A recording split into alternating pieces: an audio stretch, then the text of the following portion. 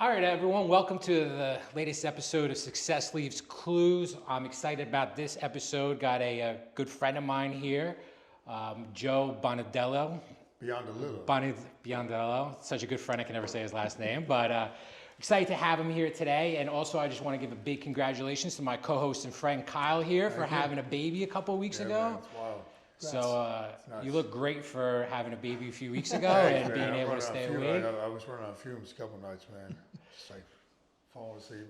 Right, it's the hardest job out there. We went to pick up the puppy. I had to call, my wife called. It's all the way like Wildwood tip, like the furthest south you can go. It's a 2.5 hour drive. So I went Braxton and Emma, Colt stayed home.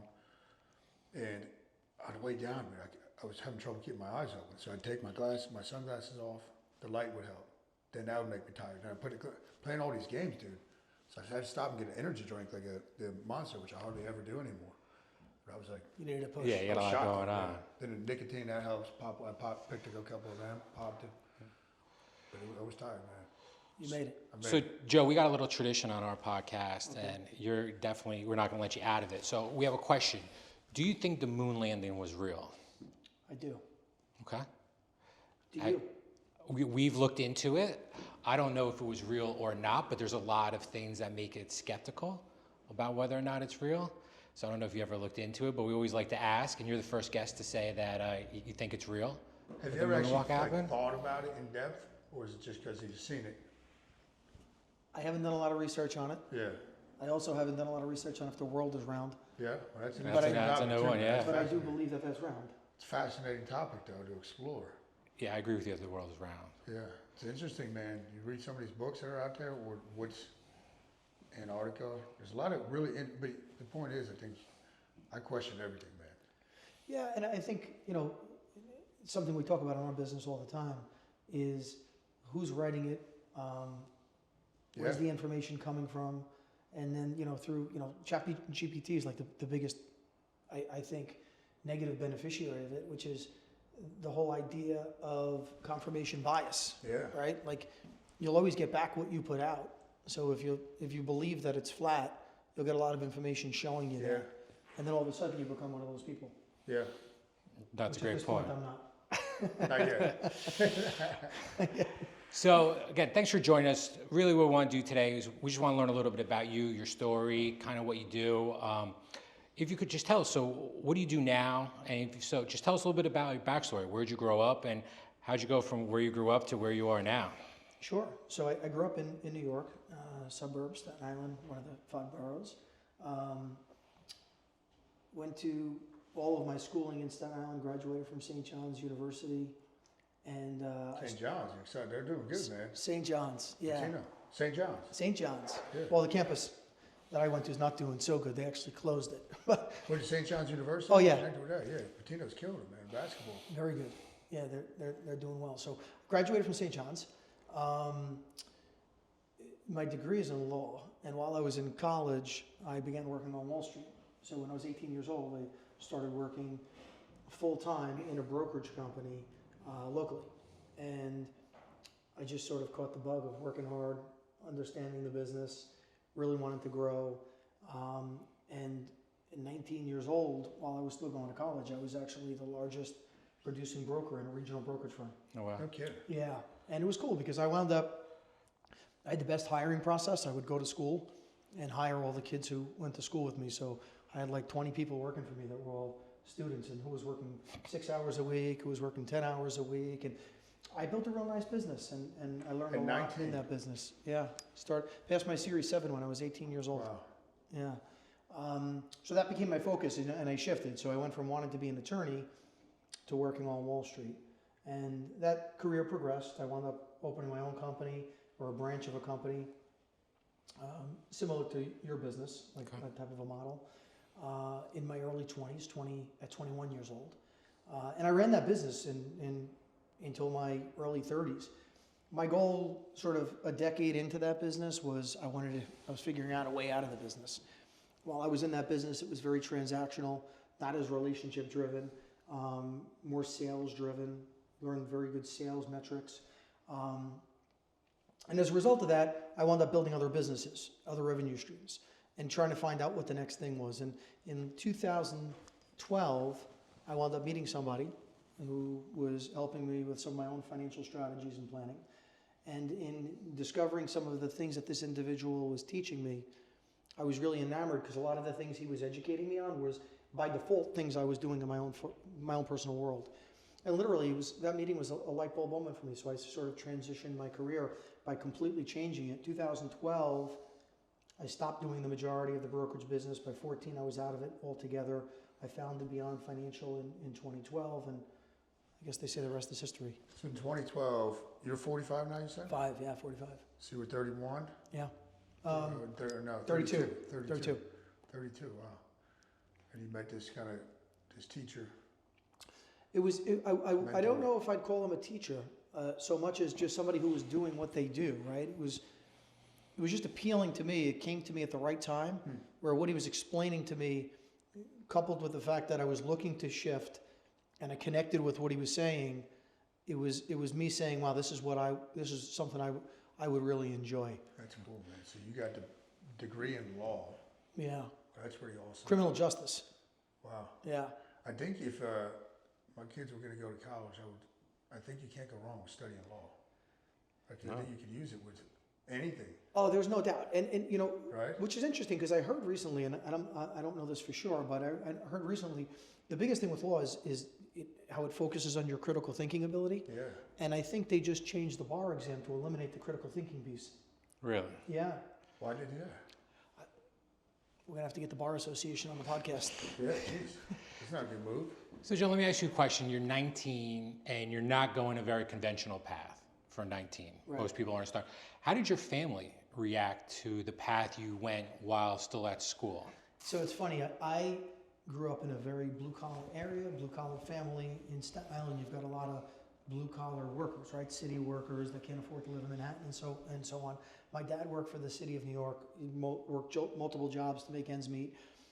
And to them, that job, and to that culture really, that job represents security. Like you have a job. You're not going to lose it unless you lose it, Yeah. right? You get a pension. You get money, a pot of gold at the end of the rainbow, money that you can't outlive. And it was financial security. I had an uncle who worked on the floor of the New York Stock Exchange, and he did very well, it appeared. But there was ups and downs, right? So he would go through periods of time where maybe he didn't have work and so on and so forth. So when my family thought that I was like breaking away from doing things normally and working on Wall Street, they didn't think it was a good idea. They said, why don't you stay in school, and if you're going to make a shift, the shift should be more towards the conventional way to them of thinking, which is working for the city, having some security. Yeah, that resonates with me because my dad worked for the city in New York, and he actually was the one to talk me out of becoming a teacher. And I always say it's one of my sliding glass moments. I always remember him saying, if you want to become a teacher, I'm going to pull you out of college because I think you should try to do something else. And so that resonates a lot with me because when your family goes a certain path and you go a different path, some people, it's tough to handle. Yeah. I just couldn't, as a kid, I always worked. I always had businesses and odd jobs. And What was your first business? my first business was a paperboy. I had a nice route. I built up like 350 places. How long did that take you to deliver? It took me a while. My Sunday delivery was like a 3-hour delivery. Was that on your bike or was it on your bike? No, I had a shopping cart. Shopping cart. Yeah, Sunday used to get out there 5 a.m, make the paper. You have to put it together because you had like the marketing piece and the regular piece. So you'd get out there at 5. It had to be delivered by 7, and then you did it. With a shopping cart. Yeah, you loaded it up. That's awesome, dude. Yeah. Just go up and you had 350 places. It was. We lived in a big development, and I was able to acquire all of the entire development. It took me a few years, but we put it all together.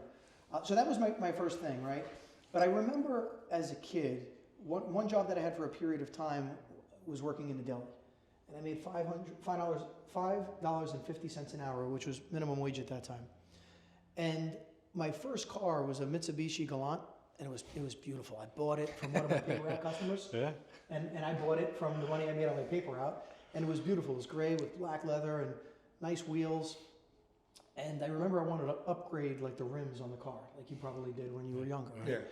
And when I found out how much the rims cost, and then I reverse engineered how many hours I had to work to do that, I'm like, this is no way to live. I don't want these rims. Like, I don't want the rims, and B, I have to work like 3 months just to be able to buy the rims. Like, and that was like an aha moment for me, which is like, if you're working for an hourly wage that doesn't really have the potential for growth and upside, you're capped, you're limited, and I think it affects all areas of your life. Yeah. It's a mindset. It is. It is a mindset. You realize that early on. Yeah, unfortunately. Well, yeah, fortunately, unfortunately. I mean, it's really cool, man. So with mindset, we talked a little bit before we started. What was your athletic background growing up? Like, how competitive were you? So that's sort of a loaded question because I was extremely competitive. Naturally, I think I'm more competitive with myself than anybody else. But I was an average athlete at best. And frankly, I think that a lot of that's convertible to a lot of the things that we do today because by virtue of my average size, athletic ability, it created a work ethic. Yeah. Right? So I wanted to go to a particular high school that I was grateful to be able to go to, and they were known for their football team. But here I was, 5 feet tall, 90 pounds, the smallest kid on the team by 30 pounds. And the way I combated that was I lifted a lot of weights. I ran before school. You know, I did all the hard things that nobody else was doing just to sort of make up for that shortfall. Yeah. And you realize that you gain value from doing that. You ever hear that saying, all strengths come from a weakness? Yeah. Yeah, That's so what true. happened, man. That led to this, going down this path. So you had the work ethic, and then what about, like, what sport stands out to you the most from growing up, and was there a coach that had the biggest impact on you?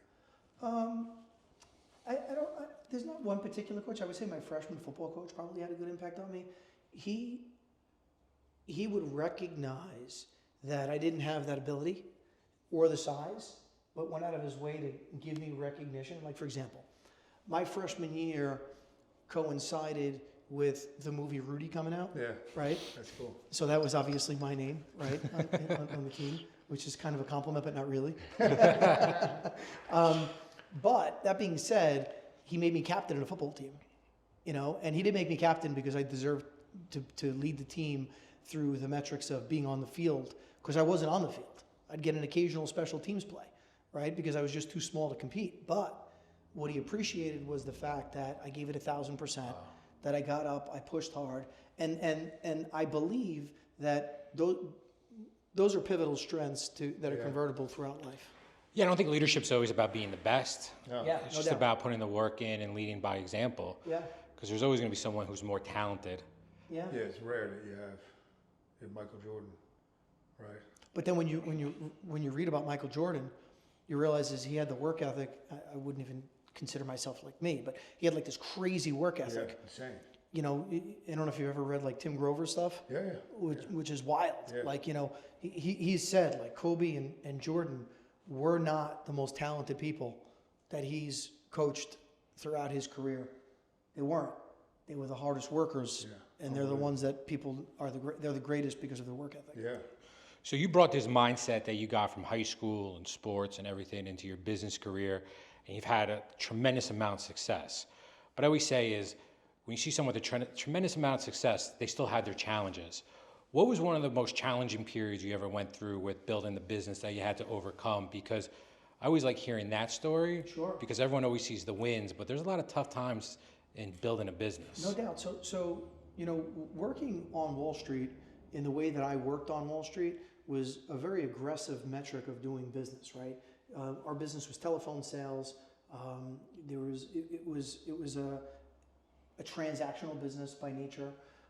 So transitioning from that business in my early 30s, which I had success in that business, a fair amount of it, transitioning into a business in my early 30s, I have 3 kids at that point, not 4, and little kids at home, and I literally am starting a business from scratch. And although I know what to do with my money, do I really know how to advise other people on what they should be doing with theirs? And that's the business I was now moving into, right? So here I am in my mid-30s making a decision to be a career changer, not forced to. I'm deciding to be a career changer, and while I'm making that career change, my expectation is to operate at the absolute highest level with being at the bottom. Right? So I love that. I forced myself to not be at the bottom. And I was able to create a substantial amount of success quickly in that business by just, shrinking decades into days, learning from other people, educating myself, going 7 days a week, taking 10,000 hours that might take people years to do and just doing it a lot faster to short circuit. And I love that. So what did you do to cut that learning curve? Did you hire coaches? What was the education? What was sort of that path that you pushed yourself to be able to speed up years into So I just months? drank through a fire hose. It was everything. It's whatever you could think of. Coaching, yes. Reading, yes. Mentors, yes. Reaching out to strangers, yes. Working harder, yes. Working longer, yes. Making mistakes, yes. Failing, yes. Just doing everything I possibly can until I said, I got this. And then what I realized is that when you finally say, okay, I got this, you're just beginning. 100%. Because my business and my life is still learning every single day. Yeah, Every day. beginner's mind. That's it. The windshield's bigger than the rearview mirror. Are there certain people or books that give you inspiration to keep moving forward? Sure. I think there's a lot of them. Where do you want to start? Books, people? How do you start with books? What that you read to keep your mind sharp? Is there a certain book you go back to? Yeah, so I read every day, and then I've got kind of like my founders collection, like the things that kind of, I read them once, and they shifted the way I thought forever. Yeah. And I'll go back and just pick a chapter, and it almost takes you back to the first time you read it, right? Simple things like, the quintessential Think and Grow Rich, Yeah. right? Like Napoleon Hill, studying the minds of wealthy people and the similarities that they have and how they did things habitually. And that's a game changer, that book. Rich Dad, Poor Dad. Yeah. How, the rich teach their people about money, not necessarily that education is going to create wealth, but maybe a combination of the both, right. Blending them together.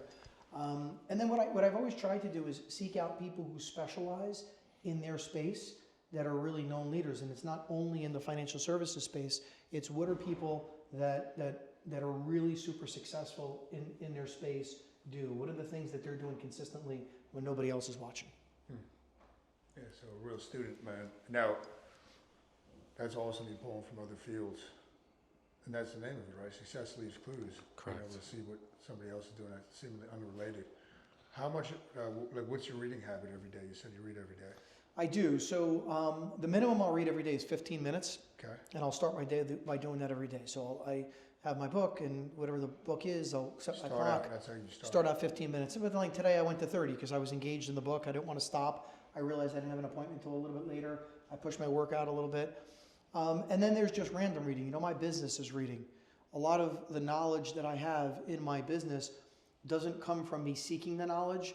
It comes from me working on complex situations for people that I'm working with, and then finding out more information and stacking on what I already know to make that situation better, which by virtue of that, every single day is an evolution. And we're constantly learning new information, trying to learn things I didn't know in the past. But at a minimum, I read a book daily. A book daily? Well, no. Okay, 15 minutes. 15 minutes of a book. Damn, And I read slow also. So Fast reader. so it's definitely not a book. Some people say, like, I read this book in 2 days. I'm like, how is that possible? I'm a slow reader too, man. I'm a slow reader. So I do that daily. I read the newspaper daily. Right? Just get a good understanding of what's going on What in do the you get? world. You get it delivered to the house or no? No, well, I do. I get the Wall Street Journal, but I only get the weekend delivered. Okay. So the weekend comes, it's kind of nice. I like reading it on the weekend. Yeah, it's I can awesome. take more time on it. But daily, I'll just read on my iPad the bullets of the journal. Okay. And it's a habit I've had for years. It just lets you know what's going on with the economy, or what happened with the stock market, or what's going on with China. So I get the Post delivered every day because of that. Well, the Post is the best paper. Awesome. That's my fun paper to read. It's great. Yeah, they have the So best good. coverage. Yeah. So, and then I'm a big podcast person. I enjoy podcasts.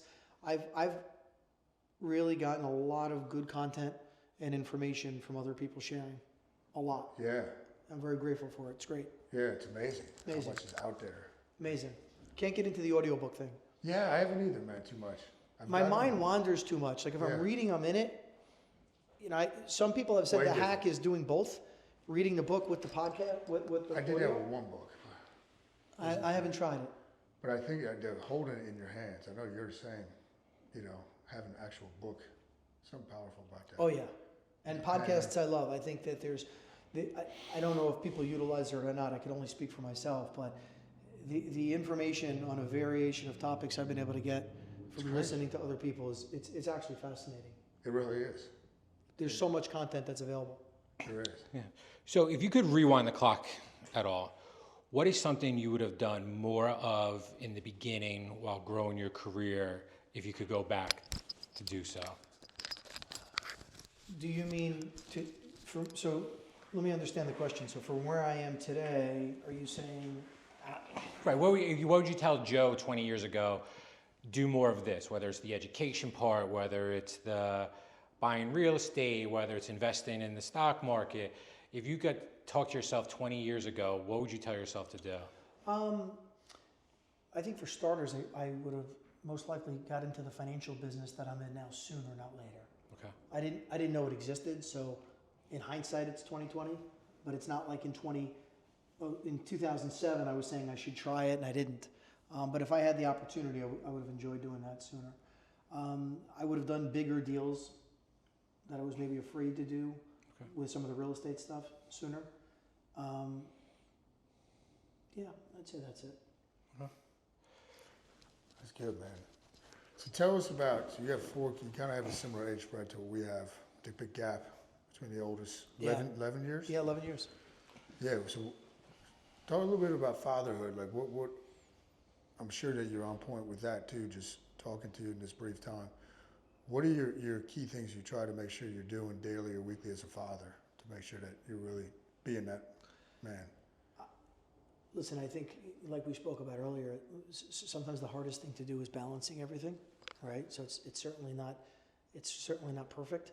The thing I try to focus on is being present, at least for the things that I can be, and be there for the things that are important to the kids, right? Whether it be their sporting events or even just picking them up, knowing that I'm there, that they don't have to worry about them disappearing. With my older kids, it's just making sure I stay in touch with them. Making sure that even if it's a text, that days aren't going by without the communication, so that they know, like, you're not going anywhere. Is that daily? Daily. Daily. Yeah, daily. There's some sort of communication that's going out, and I think it's important for accountability too. Like they know that there's got to be a response. Yeah, that's a good point. That's a real good point. Now, with I forget if you said at the beginning, how many do you have siblings? I have one brother. Is he older or younger? Younger. So what does he do?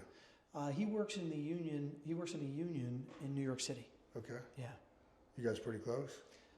We're close. Yeah. Yeah, we're close. He lives over there in the city? He lives in Staten Island still. Okay. Yeah.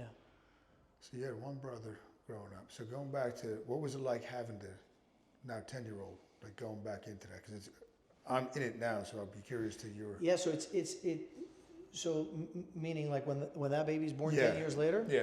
I thought it was great. Yeah. I thought it was great because it gives you a different perspective. When my first kids were born, I was 23 years old when my son was born. So I was like drinking out of a fire hose at that point, figuring, what the hell how does this work? That's young. Yeah. It's like you have a business, you're married, you have a home, you've got a kid. It's like, and my friends are going out on Saturday night. So totally different ends of the spectrum. 10 years later, you're at a different point. Your career's more settled, your lifestyle's more settled, you understand how the whole thing works, and it allows you to kind of smell the roses and enjoy it.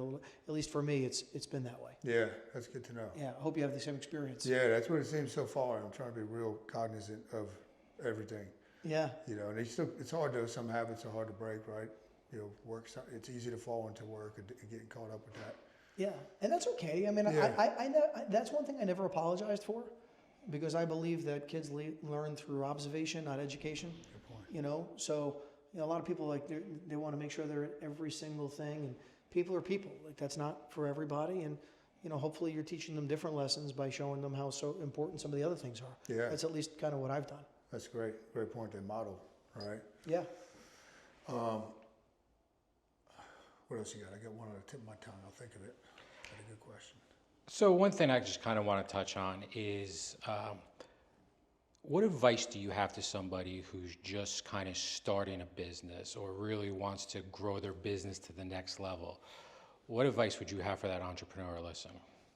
So I think that you need to absorb a lot of information from other people, but I think although you can get all that information from other people, in any business, irrespective of industry, the success comes when action begins.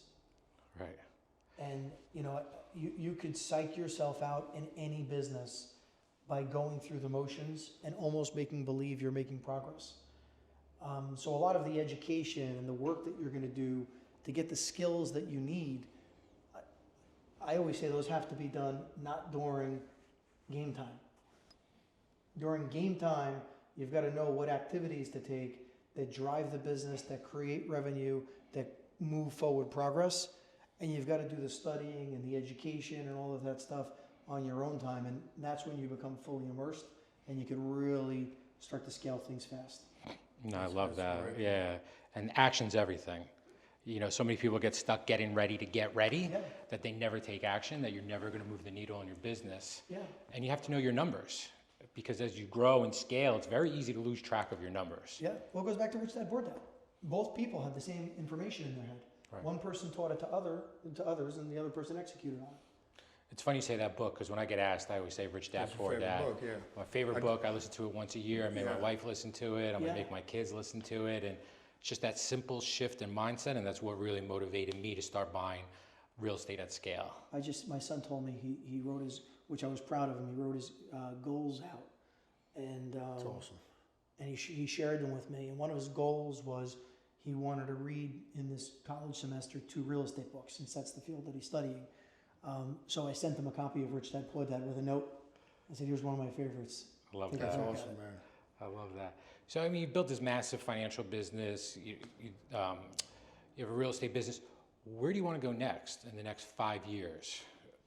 So, in my financial business, my goal is really to just do more of what I'm doing. I enjoy it, right? I run my business like a practitioner, not so much like an entrepreneur. I've got a lot of entrepreneurial components to it, but I'm still the guy going and doing surgery every day. Right. I'm the person who's meeting with the person who we need to help, and we're doing the planning based on the metrics that we're trying to help the client with, based on their fact pattern. I enjoy that piece of the business. I want to continue to do that. And on my real estate business, I just want to continue to scale it. I want to continue to grow that. And that's a business that I want to just continue to, how do I say it? That's a business that it's challenging to consistently take it to the next level. And I want to constantly work on trying to find the ways to be able to take that business to a level that it's not currently at. That's great, man.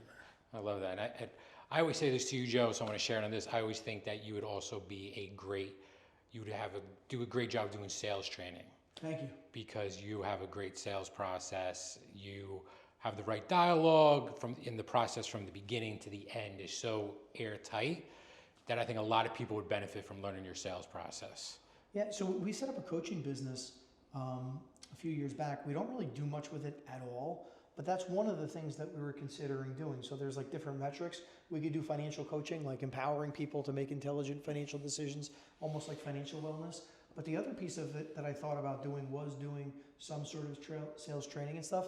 And I enjoy it, right? Because I think sales is a process, but you've got to have the right metrics behind it, and you got to track numbers, and you got to do all those things that you mentioned. And I think your sales process would also be good outside the financial industry. Oh, there's no doubt. It's 100% replicable, because I know just from meeting with you and getting to know you, some of the stuff that I picked up that you did in our meetings, I've taken back to my team. Like, give me an example. And I've implemented back.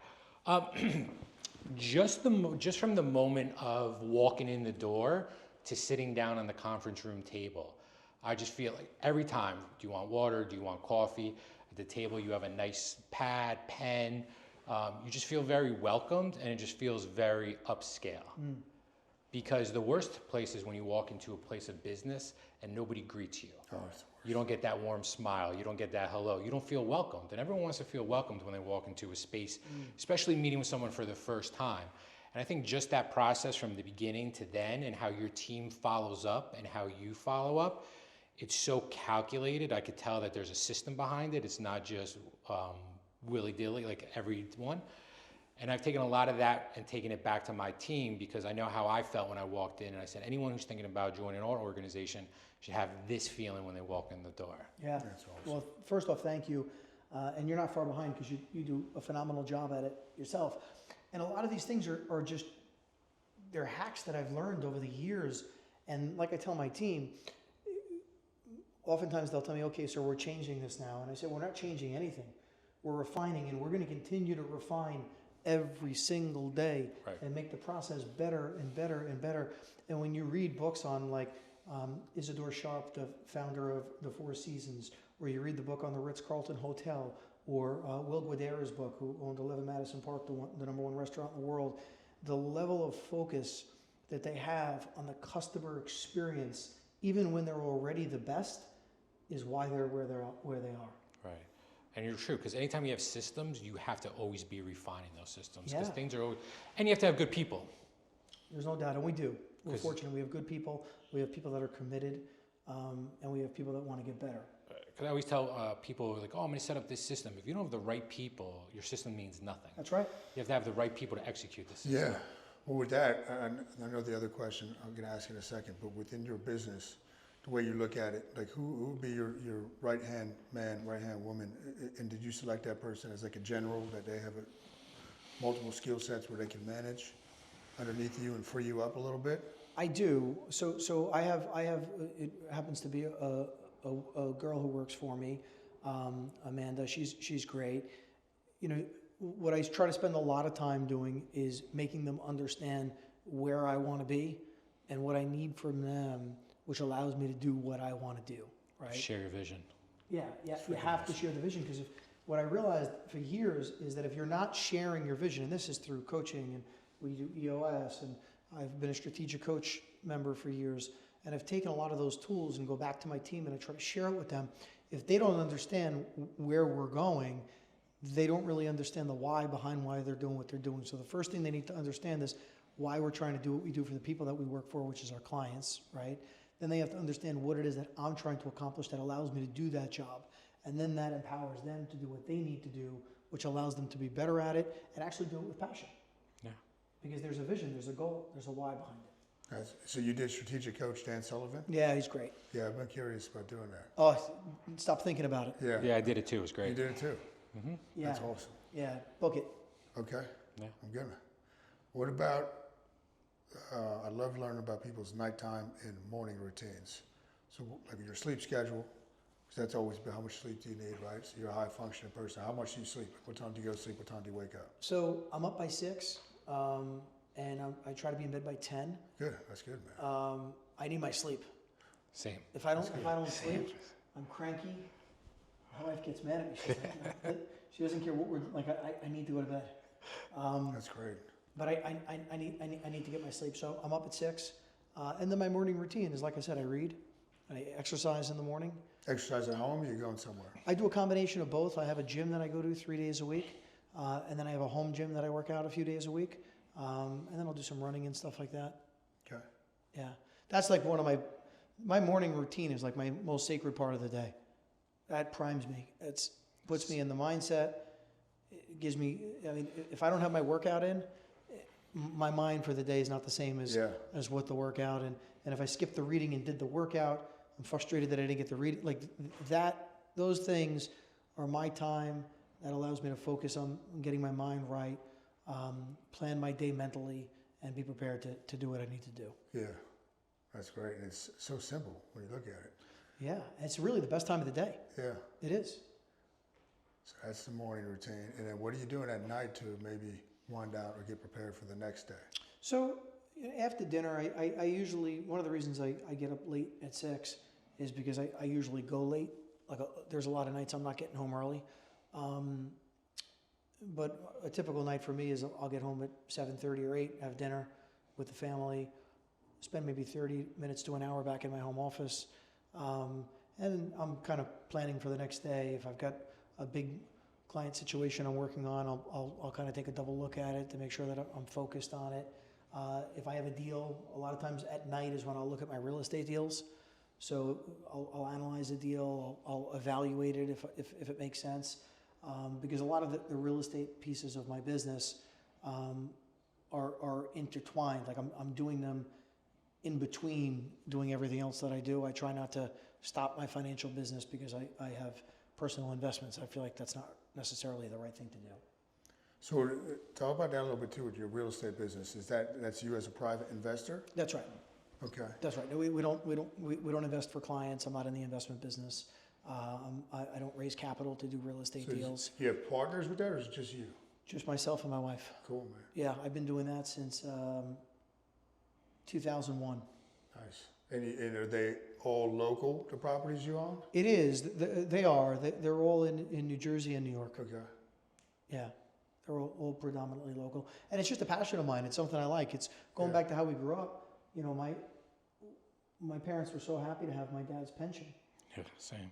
You know, and to think that you have to work 20 or 30 years to basically be able to just make enough money to maintain that same lifestyle. Yeah. It's like, well, at a young age, I said, well, that's one property, and then if you got two, it's times two, and if you had 10, it's times 10. It's so much more scalable. I remember telling my dad, and he probably did something similar, and my dad is one of my best friends. And I said to him, I said, Dad, I'm going to create your pension by 40 by buying rental properties. Yeah. And he said, God bless you, I hope you do. Yeah. I was like, I don't want to have to wait till I'm 65 or 55, whatever, to start collecting it. And that's the power of real estate. Oh my God. So go to that point, right? When my dad retired, his pension was X. That was in 1997. Here we are almost 30 years later, his pension's still X because there's not an inflation component on it, okay? His Social Security goes up by inflation. At that time, to replace his pension, I would have had to own, if it was paid for in cash, I would have had to own 2 rental properties to replace his income. Now it's only 1 because the inflation increase of the rental income, right? So 1 property replaces it, and if you have 2, you actually have double because traditional planning doesn't really take into account for inflation measures, and real estate does. Yeah, no, same. And I have spoken to some people about setting up plans for the kids for college. I said, I'm just going to buy a real piece of real estate, and in 18 years, I'm either going to sell it or refinance it, and that's going to pay their college. Or if they want to start a business. That's what my dad did. Yeah, and for me, Which is awesome. Yeah, for me, and I can understand that. I like seeing my asset. Listen, 2 reasons I got into real estate. The first reason is because I wanted to have residual income in the future. The second reason is when I started working on Wall Street in 1998, and I did well in the late 90s, I put a lot of money into the stock market that I was earning. I was living below my means and saving a ton of money. And I started to think I was really smart at what was going on, and then the tech bubble hit. And I lost a ton of money, and I said, I don't want to live with these ups and downs. I want something that's more measurable. I think everything you're saying about real estate, if people are educated on it, is right. I think where the problem is that people don't want to do the work. Agreed. And they just want to buy a property. I mean, I can even see some of the deals that I look at, and I see what people are paying for them. It doesn't make sense, which means somebody's probably not going to do well on that investment. So I think you got to put the work in. You have to know what really works to make it work it, and you got to do it consistently because the things that we teach our clients and the real estate that I invest in, it's really getting rich slow. And when you look at how wealthy people make financial decisions, they're more concerned with preserving the capital and wealth that they've accumulated than how much they can earn as far as a rate of return on any one investment. And I think if you look at things through that lens, you'll always have the perspective of how to be more conservative, how to really make sure that what you're doing is something that you want to continue to do for a long period of time, and it gives you a little bit more clarity around what the end result might be. All right, I always say real estate's a long game. I've never met anybody who said to me, I wish I bought less real estate 30 years ago. Yeah. Everybody always says, I wish I bought more real estate. Yeah. So I try to keep that in mind and look at the long game. Especially with hyperinflation that we have today. Yeah. Right? I mean, it's a high inflationary environment, and it's shown that hard assets are what you want to own during that. I mean, again, this is just what I'm doing on my personal balance sheet. We don't sell it to clients, but I think you have to think of the current circumstances that we're in for sure. Do you do any, what you said, physical asset, because I've always thought that, but any silver or gold? I don't. Okay. I don't. I keep things very simple. I know what I know, and I try to stay away from things that I don't know. Okay. And I don't know a lot more than I know, so I don't do the gold and the silver and the Bitcoin and make no mistake about it, that hasn't necessarily been the best thing as of today. but it's just not where I spend my time and energy, and I don't just do things for the sake of it. Focus on what you know. Yeah. Well, I think it goes to a common theme that we've had on the show is really like the riches are in the niches, like knowing what you're doing, being good at that, doubling down, because it's so easy, especially as an entrepreneur, to be distracted. Oh, no doubt. That when you really know what you're good at and you double down on that, that's where you really see that spike of income and wealth. When I look back at my career, I've had so many relationships, both professionally and personally, of by virtue of my success, people felt the need to tell me what I should be doing differently, Yes. right? Like, you're doing this, why don't you do it that way? Or you're doing this, or how come you don't do this? Or you're making money here, why don't you put it there? And the truth is, I think the best advice anybody can have is once you have a plan, stick to it. I agree. Stop changing it. Even if your plan isn't the best plan, if you stick to it and you ride it out, you'll most likely be okay. The quickest way to point A to point B is a straight line. That's it. And if you stick to, I laugh a lot because, we do a lot of real estate investing, and I always have people who have never flipped a house tell me what I'm wrong doing flipping a house. Yeah. So, and I just say, thank you for, and just move on. But it's really just knowing what you're doing, knowing what you're good at, and just doubling down on it. Kyle, I think your business is probably the best way to illustrate success in life, right? You can go do a monster workout today, and you're not seeing any results tomorrow, Yeah, right? yeah. But you stack that for 4 months, for 6 months, for 6 years, for 20 years. That end result, it's like you're looking at somebody who's on Ozempic versus you. Yeah. It's like, but it really all starts with what are you doing today? Yeah. Right. And just focus on those actions and making them repeatable. And it's you're not doing something wildly different today than you were doing 20 years ago. You're just doing the same thing, but you're doing it consistently, You're right, yeah. and you're working it. If you work it, it works.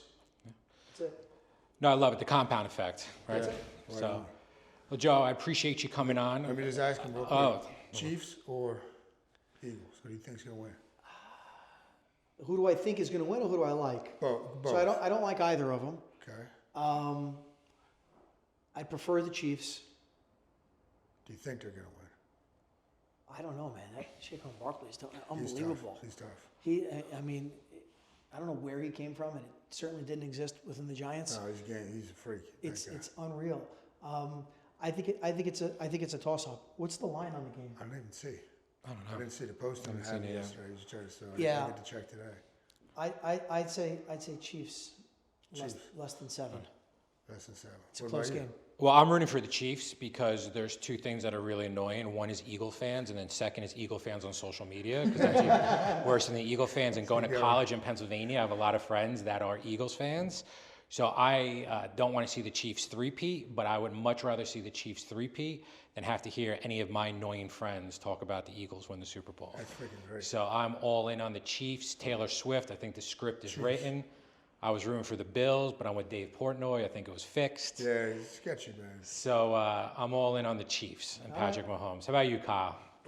Well, the kids and Devin like the Eagles because she grew up watching that. So for them, I want them to win. And I think they can actually pull it off. Oh, I definitely think they I can. think Saquon's the difference. I think that's the difference. Well, I'm glad your whole family's Eagles fans after I said about how annoying Eagles fans are. So that's I could care less. good. Dude. I like That's Brady when he played. It don't matter to me. They're not like crazy. They get into it. They're starting. The boys are at that age. But it's I think they can. I think Saquon could be the difference.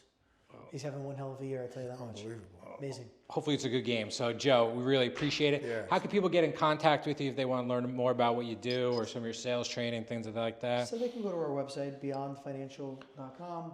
Our contact information's on there. They can send us an email. I'm on LinkedIn. That's about it for social media. And they could find me through any of those. So what's your Instagram handle, Joe? I don't have Instagram. See, you're sitting here with people who the man who has 186,000 followers. I think it's time you get an Instagram. Yeah, you crush it there. Yeah, I don't even know how to log on to Instagram. You crush it there. I mean, Just sounded like I feel like I just had a conversation gotta with my at least dad, listen. but it's okay. at least make Didn't one. you listen to the context? Now you know that I'm not BSing you the whole time. I just stick to Listen, what I I'm know. telling you, have one of your kids set up an account so that when we put this out, we can tag you. They'll know exactly what to do. Okay. Yeah, But it's another avenue where people are going to see this. yeah. Oh no, I've heard I've heard it works. All right? So we're gonna work on your Instagram. So definitely reach out to Joe, and we appreciate you, man. Yeah, man, that was awesome, man. My Thank you. pleasure. That was great. Thank you.